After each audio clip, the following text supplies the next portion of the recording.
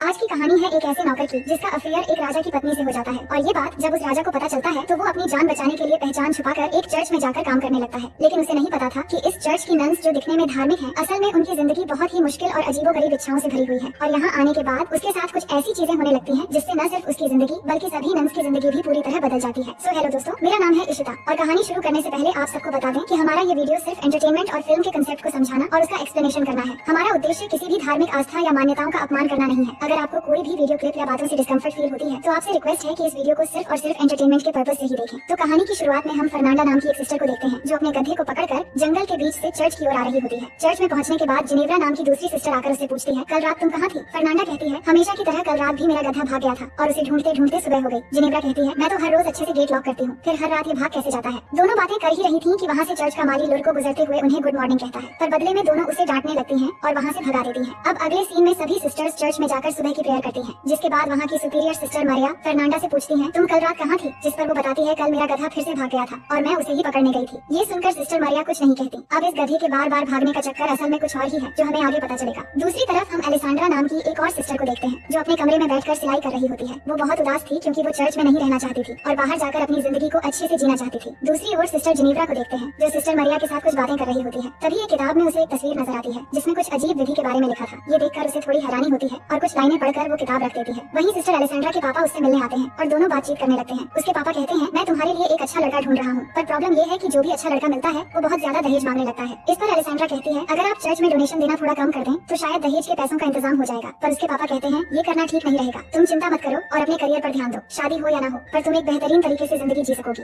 ये सुनकर एलेसांड्रा बहुत दुखी हो जाती है क्योंकि वो शादी करके ही एक अच्छी और खूबसूरत जिंदगी जीना चाहती थी। अगले दिन हम तीनों सिस्टर्स को एक साथ देखते हैं जो अपने बुने हुए कपड़ों को ले जा रही होती है। एलेसांड्रा अपने पापा से की गई बातचीत दोनों सिस्टर्स को बताती है, जिसे सुनकर वो भी दुखी हो जाती है। तभी वो वहाँ लड़कों को देखते हैं जो कुछ काम करते हुए उन्हें अजीब नजरों से देख रहा था, पर ऐसा करते हुए देखकर वो तीनों उस पर भड़क जाती है और अपने दिल की भड़ास निकालने के लिए अंदर आकर उसका सामान फेंकने लगती है और इतने से भी उनका मन नहीं भरता तो वो उसकी पिटाई भी कर देती है। दूसरी तरफ हम इस चर्च के फादर टोमासो को देखते हैं जो सिस्टर्स के बुने हुए कपड़े बाजार लेकर जाने के लिए निकलते हैं। रास्ते में लुड़को उनसे मिलता है और कहता है, मुझे माफ कर दीजिए फादर, अब मैं इस चर्च में काम नहीं करना चाहता। इस पर फादर उसे समझाते हैं कि अब आगे से ऐसा कुछ नहीं होगा, लेकिन लुड़को नहीं मानता और वहाँ से चला जाता है। इसके बाद हम चर्च से कुछ मील दूर एक घर में लॉर्ड ब्रूनो नाम के एक जमींदार आदमी को देखते हैं जो अपनी पत्नी फ्रांचेस्का के साथ खाना खाते हुए बातें कर रहा होता है। पर फ्रांचेस्का का ध्यान उनके नौकर मसेटो की तरफ होता है और मसेटो भी अपनी मालकिन को देख रहा होता है। दोनों को देखकर ऐसा लग रहा था कि उनके बीच कोई चक्कर है। फिर रात होते ही हम देखते हैं कि फ्रांचेस्का और मसेटो बिस्तर में एक राउंड खत्म कर चुके हैं। फ्रांचेस्का कहती है, मेरा पति मुझे खुश नहीं कर पाता, बस अपनी शान और शौकत की बातें करता रहता है। इसके बाद दोनों दूसरे राउंड के लिए तैयार होने लगते हैं। तभी कमरे में ब्रूनो के आने की आवाज सुनकर मासेटो खिड़की से कूदकर भागने की कोशिश करता है, लेकिन ब्रूनो आकर उसको पीछे से देख लेता है और उसका पीछा करते हुए सभी नौकरों के घर में चला जाता है। मगर मसेटो पहले पहुंचकर सोने का नाटक करने लगता है। इसके बाद ब्रूनो सभी नौकरों को चेक करने लगता है कि किसकी हार्ट बीट तेज है और चेक करते हुए जब मसेटो के पास आता है तो उसे शक हो जाता है कि यही वो नौकर है। पर अंधेरा होने की वजह से वो उसे पहचान नहीं पाता, इसलिए उसके कुछ बाल काट लेता है ताकि सुबह होने पर उसे पता चल जाए कि इस तरह के हिमाकत करने वाला असल में कौन था। पर ब्रूनो के जाते ही मासेटो उठकर अपने सभी साथियों के बाल भी थोड़ा थोड़ा काट देता है। सुबह होते ही ब्रूनो सभी नौकरों को लाइन में खड़ा करता है और एक एक करके चेक करने लगता है, लेकिन सभी के बाल थोड़े थोड़े कटे हुए होते हैं जिससे वो समझ नहीं पाता कि वो आदमी कौन था। फिर भी वो समझ जाता है कि जो भी है वो बहुत होशियार है। फिर सबको धमकी देते हुए कहता है कि मैं जिसे ढूंढ रहा हूँ, अगर मैंने उसे पकड़ लिया तो उसका काम तमाम समझो। फिर वो सभी नौकरों के बाल कटवाकर छोटे करवा देता है। अब अगले दिन जब फ्रांचेस्का और ब्रूनो खाना खाने बैठते हैं तो ब्रूनो अपनी वाइफ को वार्निंग देते हुए कहता है कि तुमने जो भी किया ठीक नहीं किया। मैं जानता हूँ कि तुम भी इन सब में शामिल हो। अगर वो नौकर एक बार मुझे मिल गया तो मैं उसके साथ साथ तुम्हें भी खत्म कर दूंगा। लेकिन फ्रांचेस्का ब्रूनो से बिल्कुल भी नहीं डरती और कहती है कि तुम ऐसा कुछ भी नहीं कर पाओगे। इसी बीच ब्रूनो अपनी वाइफ और मसेटो को इशारा करते हुए देखकर समझ जाता है कि वो नौकर मसेटो ही है। फिर आगे हम मसेटो को काम करते हुए देखते हैं और वहाँ फ्रांचेस्का भी होती है जो मसेटो के पास आती है और उसके साथ जबरदस्ती भूकंप लाने की कोशिश करने लगती है। लेकिन इस बार दूर से ब्रूनो उन्हें देख लेता है और गुस्से में आकर अपने आदमियों से कहता है, मसेटो को पकड़ के मेरे पास ले आओ। मसेटो ने भी देख लिया था कि ब्रूनो ने सब कुछ देख लिया है, इसलिए वो अपनी जान बचाने के लिए वहाँ से भागना शुरू कर देता है और ब्रूनो के आदमी भी उसके पीछे पड़ जाते हैं, लेकिन वो उसे पकड़ नहीं पाते। जंगल से होते हुए भागते भागते बहुत दूर जाने के बाद मसेटो फादर टोमासो को देखता है। फादर ने बाजार जाने के रास्ते में थोड़ा वाइन पी लिया था और नशे की वजह से उनकी गाड़ी उलट गई थी और सारे कपड़े भी नदी में बह रहे थे। मसेटो ये देखकर फादर की मदद करता है और सारे कपड़े फिर से इकट्ठा कर देता है। इससे फादर बहुत खुश होते हैं और जब उन्हें पता चलता है कि मसेटो का कोई घर नहीं है तो वो उसे अपने साथ चर्च में ले आते हैं। फादर उसे कुछ खाने के लिए देते हैं और कहते हैं कि चर्च में तुम्हें गूंगा बहरा बनकर रहना पड़ेगा, नहीं तो चर्च की सिस्टर्स तुम्हें बहुत परेशान करेंगी। अगले दिन सुबह फादर मसेटो को सिस्टर मारिया से मिलवाते हैं और कहते हैं कि मैं एक आदमी को लाया हूँ जो हर काम में माहिर है, पर ये गूंगा बहरा है इसलिए इसे यहाँ लेकर आया हूँ ताकि ये लुड़को की जगह काम कर सके। ये सुनकर मारिया भी उसे काम पर रख लेती है। अब उसी दिन से मसेटो काम पर लग जाता है, पर सिस्टर एलेसांड्रा और फर्नांडा को नहीं पता था कि मसेटो को काम पर रखा गया है। तो फर्नांडा उसे घुसपैठिया समझकर भागते हुए उसके पास आती है और एक कुल्हाड़ी से डराकर उससे पूछने लगती है कि तुम कौन हो। तभी सिस्टर एलेसांड्रा जल्दी से मारिया को लेकर आती है और मारिया आकर उन्हें बताती है कि ये उनका नया माली है जिसका नाम मसेटो है और ये गूंगा बहरा है। फिर मारिया की बात सुनकर फर्नांडा उसे छोड़ देती है। इसके बाद हम सिस्टर मारिया और एलेसांड्रा को देखते हैं, जहाँ मरिया बताती है कि तुम सिस्टर्स ने मिलकर जो कपड़े बुने थे वो फादर से बाजार जाते समय लुटेरों ने जबरदस्ती छीन ली। मुझे अफसोस है कि तुम लोगों की मेहनत बेकार चली गई, पर अब से कपड़े बुनने के काम को बढ़ाने के लिए हम कुछ और लोगों को भी ले आएंगे ताकि कम समय में ज्यादा कपड़े बनाए जा सके। इसके बाद अलेसांड्रा को वायोला नाम की एक बूढ़ी नन के साथ कपड़े बनाने के काम करते हुए देखते हैं, पर इस दौरान उसे कपड़े बनाने की फ्रेम टूट जाती है, तो उसे ठीक करवाने के लिए वो मसेटो के पास जाने लगती है। पर तभी सिस्टर जिनेव्रा अलेसांड्रा को जाते हुए देख लेती है और छिपकर उस पर नजर रखने लगती है। अलेसांड्रा मसेटो से वो फ्रेम ठीक करने के लिए कहती है, जिसे मसेटो ठीक करने लगता है, लेकिन अलेसांड्रा यहाँ अपने दिल की भड़ास निकालने लगती है कि वो यहाँ नहीं रहना चाहती और ना ही सिलाई का काम करना चाहती है। वो यहाँ से बाहर निकलकर अपनी जिंदगी को अच्छे से जीना चाहती है। पर ये सुनते हुए भी मसेटो कोई एक्सप्रेशन नहीं देता, क्योंकि वो सभी के सामने गूंगा बहरा बना हुआ है। अलेसांड्रा भी ये जानती थी कि मसेटो कुछ नहीं सुन पाएगा और ना ही किसी से कुछ कह पाएगा। इसके बाद रात के समय मसेटो के कमरे में फादर आते हैं और उससे पूछते हैं आज का दिन कैसा गया, क्योंकि यहाँ की सिस्टर्स थोड़ी झगड़ेलू हैं, जिससे काम करना थोड़ा मुश्किल हो सकता है। पर मसेटो कहता है कि हाँ, कुछ सिस्टर्स सच में काफी झगड़ेलू हैं, लेकिन मैं अपना काम संभाल लूंगा। फादर कहते हैं कि चिंता मत करो, वो तुम्हें नुकसान नहीं पहुंचाएंगी, पर कुछ भी हो मुझे बताते रहना और उनके सामने गूंगा बहरा बने रहना, जिससे वो तुमसे ज्यादा उलझेंगी नहीं। वहीं फर्नांडा अपने कमरे में कुछ पढ़ रही होती है, तभी उसकी खिड़की में कोई पत्थर फेंकता है, तो वो खिड़की खोलकर देखती है कि उसकी बचपन की फ्रेंड मार्टा उससे मिलने आई है। इसके बाद दोनों अलेसांड्रा के कमरे में जाती है और तीनों मिलकर वाइन पीने लगती हैं। कुछ देर में वहाँ सिस्टर जिनेव्रा भी आ जाती है और सभी मिलकर मजे करने लगते हैं। फिर ड्रिंक करते हुए वो रोमांटिक बातें भी करने लगती है। मार्टा उन्हें लड़कों के बारे में कई सारी बातें बताने लगती है कि एक जड़ी बूटी है जिसे एक खास तरीके से इस्तेमाल करके लड़कों को अट्रैक्ट किया जा सकता है, और ये सब सुनते हुए बाकी तीनों भी बहुत मजे लेती हैं। अगले दिन मसेटो जब काम कर रहा होता है तब अलेसांड्रा वहाँ आती है और मसेटो से कहती है मैंने तुम्हारे लिए ये रुमाल बनाया है। फिर वो रुमाल से मसेटो के पसीने पोंछने लगती है और पास बैठकर उससे बातें करने लगती है। दरअसल पिछली रात मार्टा की रोमांटिक बातों को सुनने के बाद उसके मन में नौटी ख्यालात आ गए थे, इसलिए वो बात करते करते अचानक उसे किस कर लेती है, जिससे मसेटो भी इस चांस को बिना गवाए वहीं पर उसके साथ तूफान और भूकंप के मजे लेने लगता है। लेकिन तभी चर्च की घंटी बजने से मसेटो घबरा जाता है और अलेसांड्रा भी जल्दी से खुद को संभालकर चर्च में प्रे करने चली जाती है। लेकिन प्रे करते समय फर्नांडा अलेसांड्रा के स्कार्फ और नाखून में मिट्टी लगी हुई नोटिस करती है। अगले सीन में जिनेव्रा और फर्नांडा कपड़े धो रही होती है, तभी वहाँ अलेसांड्रा आती है जो बहुत खुश नजर आ रही थी। वो उनसे कहती है कल रात बहुत मजा आया। फर्नांडा पूछती है तुम यहाँ क्या कर रही हो और तुम्हारे कपड़े इतने गंदे कैसे हो गए, जिस पर वो कहती है कि मैं उस नए माली के साथ उसके कामों में हाथ बटा रही थी जिससे कपड़े गंदे हो गए। ये सुनकर उन दोनों को यकीन नहीं होता, क्योंकि अलेसांड्रा कोई भी काम नहीं करती थी, पर फर्नांडा काफी शातिर थी। वो समझ चुकी थी कि अलेसांड्रा जरूर कुछ छिपा रही है। फिर आगे हम फर्नांडा और मार्टा को जंगल में देखते हैं जो उस जड़ी बूटी को खोजती है। फिर वो उस जड़ी बूटी को उबालकर एक लिक्विड तैयार करती है, जिसके बाद मार्टा फर्नांडा की आंखों में उस लिक्विड की 2 बूंद डालती है और फिर उसकी उंगली में कट लगाकर थोड़ा खून लेकर उसके गालों पर लगाती है। लेकिन ये सब जिनेव्रा छिपकर देख रही होती है। इसके बाद फर्नांडा और मार्टा मसेटो के कमरे में जाती है, जहाँ फर्नांडा उसे चाकू दिखाकर डराती है। फिर दोनों मिलकर मसेटो को अपनी तरफ अट्रैक्ट करने की कोशिश करने लगती है। मसेटो को ये सब अजीब लगता है कि ये उसके साथ क्या कर रही है, पर धीरे धीरे वो भी अपना कंट्रोल खो देता है, जिसके बाद तीनों मिलकर इस तूफान और भूकंप का भरपूर मजा लेते हैं। फिर अपना काम खत्म होने के बाद दोनों घर से बाहर आ जाती हैं। तभी वहाँ आकर उन्हें जिनेव्रा मिलती है और पूछती है तुम दोनों यहाँ क्या कर रही हो, जिस पर वो उसकी बातों का कुछ खास जवाब नहीं देती और बहाना बनाकर वहाँ से चली जाती है। लेकिन जिनेव्रा समझ जाती है कि वो उससे कुछ छिपा रही है। अगली सुबह हेड फादर बिशप चर्च घूमने आते हैं, तो फादर टोमासो और मरिया उनका स्वागत करते हैं। दूसरी तरफ मसेटो अलेसांड्रा के कमरे में जाता है और दोनों फिर से एक बार तूफान और भूकंप के मजे लेने लगते हैं। पर इसी बीच सिस्टर वायोला कमरे में आ जाती है, जिसे वो पहले नोटिस नहीं कर पाते, लेकिन अचानक मसेटो उसे देखकर बोल पड़ता है, जिससे अलेसांड्रा चौंक जाती है। पर वायोला के आ जाने से दोनों घबरा जाते हैं और अलेसांड्रा खुद को ठीक करते हुए वायोला की मदद करने लगती है और मसेटो बिस्तर के नीचे छिप जाता है। उनका लक अच्छा था, क्योंकि सिस्टर वायोला सुन नहीं सकती थी, इसलिए वो उनकी हरकतें नहीं समझ पाती। बाद में मसेटो बिना कोई भी आवाज किए खिड़की से निकल जाता है। अगले दिन जिनेव्रा मसेटो को आराम करते हुए देखती है और उसे अट्रैक्ट करने के लिए वो जड़ी बूटी बनाने लगती है, लेकिन वो इसे आंखों में डालने के बजाय पी लेती है। फिर वो अपने हाथ से खून निकालकर गालों पर लगा लेती है। वहीं अलेसांड्रा मसेटो के कमरे में आती है और उससे पूछती है कि उसने झूठ क्यों बोला कि वो गूंगा है। इतने में जिनेव्रा के आने की आवाज सुनकर अलेसांड्रा एक कोने में जाकर छिप जाती है और मसेटो सोने का नाटक करने लगता है। जिनेव्रा जड़ी बूटी के नशे में मसेटो के पास आकर चिपकने लगती है और अजीब अजीब हरकतें करने लगती है। लेकिन फर्नांडा के आने की आवाज सुनकर वो भी जाकर छिप जाती है, जहाँ पहले से अलेसांड्रा थी, और एक दूसरे को देखकर दोनों चौंक जाते हैं। इसके बाद फर्नांडा कमरे में आती है और चाकू से डराकर मसेटो के हाथ बांधकर उसकी आंखों पर पट्टी लगा देती है और फिर उसे डरा धमकाकर जंगल की तरफ ले जाने लगती है। पर अलेसांड्रा और जिनेव्रा छिपकर उसका पीछा करती हैं। फिर जब वो जंगल के बीच पहुंचते हैं तब तक रात हो चुकी थी। वो देखते हैं जंगल के बीचों बीच आग जली हुई है और वहाँ कई सारी लड़कियाँ बिना कपड़ों के नाच रही हैं और पास में उन्होंने मसेटो को भी बांध के रखा हुआ था। अलेसांड्रा कहती है कि ये लोग क्या कर रहे हैं। जिनेव्रा कहती है मैंने इस तरह की विधि के बारे में एक बार पढ़ा था, जिसमें इंसानों की बलि देकर कुछ लड़कियाँ चुड़ैल की शक्ति हासिल करती हैं, और यहाँ पर हमें पता चलता है कि फर्नांडा रोज गधे के बहाने ये सब करने आती थी और अब मार्टा भी इसमें शामिल हो चुकी है। मार्टा और फर्नांडा मसेटो को बलि देने ही वाली होती हैं। तभी मसेटो डर के मारे बोल पड़ता है कि मुझे छोड़ दो। ये सुनकर उन्हें भी पता चल जाता है कि मसेटो गूंगा बहरा नहीं है। वही नशे की हालत में जिनेव्रा भी कपड़े उतारकर उन लड़कियों के साथ नाचना शुरू कर देती है और ये देखकर सभी लड़कियां भागने लगती हैं और मार्टा जाकर जिनेव्रा से झगड़ने लगती है कि वो यहाँ क्यों आई है। इसी बीच फर्नांडा मसेटो को बलि देने वाली होती है। तभी अलेसांड्रा वहाँ पहुंचकर फर्नांडा से चाकू छीन लेती है और मसेटो को को बचा लेती है। वहीं जिनेव्रा और मार्टा के हाथापाई में जिनेव्रा मार्टा को डंडे से मारकर बेहोश कर देती है। फिर उसके कपड़े पहनकर वो गधे को लेकर चर्च की तरफ भाग आती है। चर्च पहुंचकर वो चिल्लाने लगती है कि फर्नांडा एक चुड़ैल है और ये सब आवाज सुनकर फादर बिशप बाहर आते हैं। तो जिनेव्रा आकर उन्हें बताने लगती है कि फर्नांडा एक चुड़ैल है। इतने में फर्नांडा, एलेसांड्रा और मसेटो भी वहाँ पहुँच जाते हैं। एलेसांड्रा फादर से कहती है ये झूठ बोल रही है और आज इसने वो जड़ी बूटी लिया और नशे की हालत में बकवास कर रही है। पर जिनेव्रा कहती है नहीं, मैं झूठ नहीं बोल रही हूँ, ये सब एक साथ मिले हुए हैं और ये दोनों इस माली के साथ इंटीमेट भी हो चुकी हैं। ये सुनकर फादर बिशप मरिया को बुलाकर बाहर लाते हैं और पूछते हैं कि ये सब क्या हो रहा है। तभी फादर टोमासो भी मरिया के कमरे से बाहर आते हैं, जिसे देखकर सभी लोग हैरान रह जाते हैं और फादर बिशप भी समझ जाते हैं कि इस चर्च में अब तक क्या चल रहा था। इसके बाद अगले दिन फादर बिशप एक एक करके सभी को सजा सुनाते हैं और गोड से माफी मांगने के लिए कहते हैं और फादर टोमासो को सबसे बड़ी सजा मिलती है क्योंकि उन्होंने फादर होने का गलत फायदा उठाया था। उन्हें सजा के तौर पर एक ऐसे आश्रम में भेज दिया जाता है जहाँ सिर्फ मर्द रहते हैं और मसेटो को फिर से लॉर्ड ब्रूनो के हवाले कर दिया जाता है, जहाँ लॉर्ड के सिपाही उसे बंदी बना लेते हैं। इसके बाद हम तीनों सिस्टर्स को देखते हैं जो एक दूसरे से माफी मांगती हैं। सिस्टर जिनेव्रा भी फर्नांडा से कहती है मुझे माफ कर देना। फिर तीनों मसेटो के बारे में सोचने लगती हैं कि शायद लॉर्ड ब्रूनो उसे मार डालेगा, इसलिए वो उसे बचाने का एक प्लान बनाती हैं। उधर लॉर्ड ब्रूनो ने मासेटो को जेल में बंद कर दिया था और फिर वहाँ आकर कहता है मैंने अपनी वाइफ को कुत्तों और जंगली जानवरों के साथ बांध दिया है ताकि उसे दर्दनाक मौत मिले और अब तुम्हारी बारी है, पर मैं तुम्हें नहीं मारूंगा और जिंदा रखकर उससे भी ज्यादा टॉर्चर करूंगा। ये कहकर वो वहाँ से चला जाता है। इसके बाद मसेटो उन सिपाहियों से रिक्वेस्ट करने लगता है कि वो उसे आजाद कर दें, लेकिन वो मना कर देते हैं और उल्टा उसका मजाक उड़ाने लगते हैं। फिर कुछ देर बाद एक कछुए पर जलती हुई मोमबत्ती देखकर सिपाही उसके पीछे पीछे चले जाते हैं। असल में उस कछुए को सिस्टर्स ने छोड़ा था और उनके जाते ही तीनों सिस्टर्स आकर मसेटो को बाहर निकाल देती हैं और उसकी जगह एक पुतला रखकर मसेटो को सिस्टर्स के कपड़े पहना देती है। फिर उसे लेकर जंगल की तरफ भागने लगती है। वहीं मरिया को देखते हैं जो गधे को साथ लेकर टोमासो से मिलने आती है और दोनों बहुत खुश होते हैं क्योंकि उनके बीच प्यार हो गया था और वो एक दूसरे से दूर नहीं रह पा रहे थे। इतने में वो कुछ आवाजें सुनकर वो छुप जाते हैं और तभी फर्नांडा अपने गधे को वहाँ देखती है कि ये गधा यहाँ कैसे आया, लेकिन जिनेव्रा उसे वहाँ से ले जाती है। फिर उनके जाने के बाद मरिया और टोमासा बाहर आते हैं और वो समझ चुके थे कि उन तीनों सिस्टर्स ने मसेटो को छुड़वा लिया है, पर उनकी शरारत देखकर वो एक दूसरे को देखकर मुस्कुराते हैं और दोनों एक साथ वहाँ से जाने लगते हैं और इसी के साथ कहानी यहीं पर खत्म हो जाती है। तो दोस्तों मैं उम्मीद करती हूँ कि ये कहानी आपको बेहद पसंद आएगी और अगर आप हमारे चैनल में पहली बार आए हैं तो वीडियो को लाइक करके चैनल को सब्सक्राइब कर लीजिए।